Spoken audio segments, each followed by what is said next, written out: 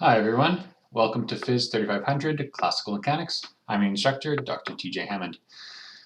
For the lecture for Wednesday, September 30th, we'll be continuing on with Chapter 7, Hamilton's Principle, Lagrangian and Hamiltonian Dynamics. So just to remind you of why we're covering this, we want to solve mechanics using a new formalism. So up to now, you've understood Newtonian mechanics quite well, but now we want to understand how to solve problems with Lagrangian Hamiltonian mechanics. And so we're getting through what that entails and what are the benefits of using this. So the nice thing about using Hamiltonian and Lagrangian mechanics is that we can use generalized coordinates.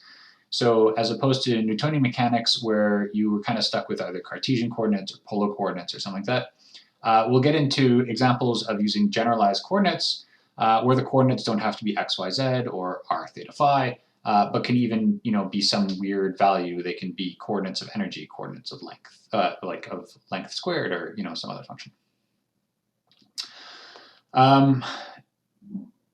So again, we'll be covering sections 7.1 to 7.5 this week, and there will be no daily assignment for Friday since we're still just trying to learn some of the beginnings of this. Okay, so remind ourselves the Lagrangian. So in terms of last chapter, calculus of variations, we have this integral S, which is the integral from t1 to t2 of L dt, where L is this function that we want to, L is the Lagrangian. So this Lagrangian is t minus u, and we derived last lecture why this is t minus u, when you would probably think if we're dealing with energies, we'd have conservation of energy, which is, of course, t plus u, but the Lagrangian is t minus u, so it's very important that you remember that. And what we want is to minimize the action. So that means we want to find some time where the derivative of, or the differential of this action is equal to 0, which means that the differential of this integral of the Lagrangian is equal to 0.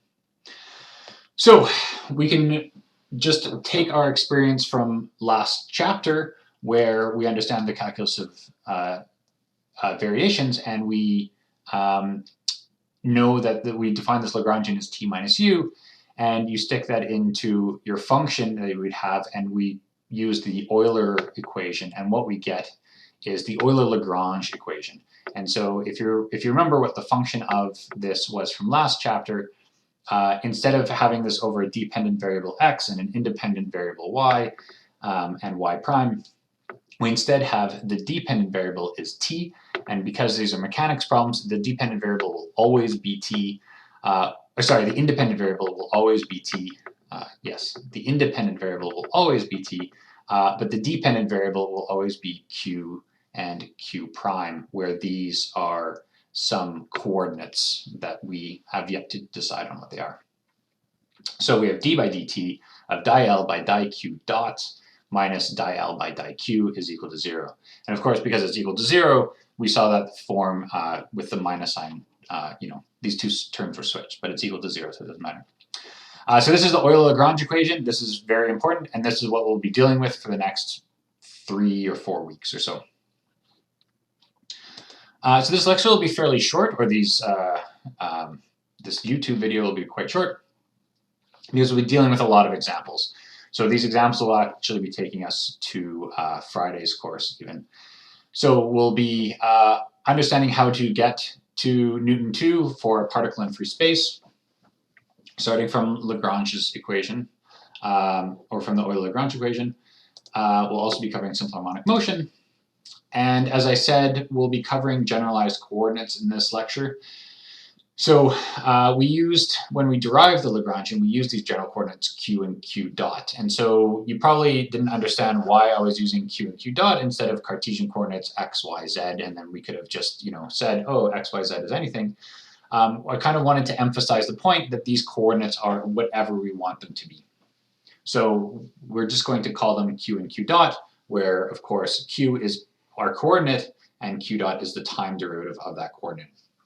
So we're not actually stuck with rectilinear Cartesian coordinates, x, y, z anymore. And these coordinates can be anything, as I said. They can be energy or length squared, or even be dimensionless. They can be some ratio of something, and that would make them dimensionless. Furthermore, we'll be covering examples on a pendulum. So of course, you know how to derive the equations of motion of a pendulum. That's nothing new for Newtonian mechanics, but now we're going to see how to do this with Lagrangian mechanics. We'll also cover projectile motion. This is one of the first problems you ever saw, probably in high school, but we'll be covering this again with Lagrangian mechanics. Okay. So we'll be discussing a little bit of this nomenclature. So the forces acting on the system, apart from the constraints, must be derivable from a potential.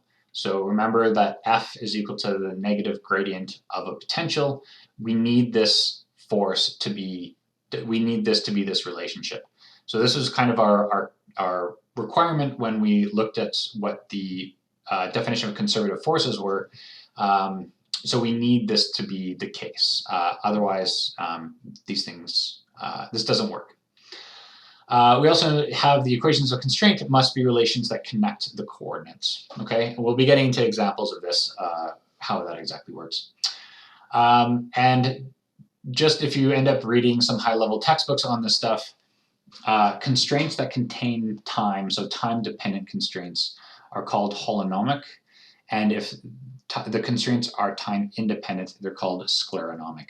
And so if you end up looking at some, like complicated problem and it says, oh, well, this is scleronomic and therefore you can make these assumptions, what they're saying is that the constraints do not explicitly depend on time. And then we'll be finishing off with Lagrange multipliers, with revisiting Lagrange multipliers, where again, these first two terms here is we have this Euler-Lagrange equation, and then the third term is this Lagrange multiplier lambda, and then that's the derivative of this function, this constraint with respect to this coordinate. And so that then it ends up being that we have to find this multiplier in order to solve this Euler-Lagrange equation with the Lagrange multiplier. Okay, so in order to understand those, we'll be looking at two examples that use the Lagrange multipliers for the constraints. So the first one will be the rolling disk, which we actually already looked at in chapter 6 to understand Lagrange multipliers. And so we'll actually be applying that. And then this is a question that you saw last year in Phys 2500. We solved it with Newtonian mechanics. We'll start with solving it with Newtonian mechanics here, and we'll show how to solve this with Lagrangian mechanics. This will be an example where it actually is much more complicated to solve it with Lagrange mechanics, but we do get out an answer. Okay, so these examples will definitely take us on to Friday, but we'll see how far we can get with Wednesday's lecture. All right, see you there.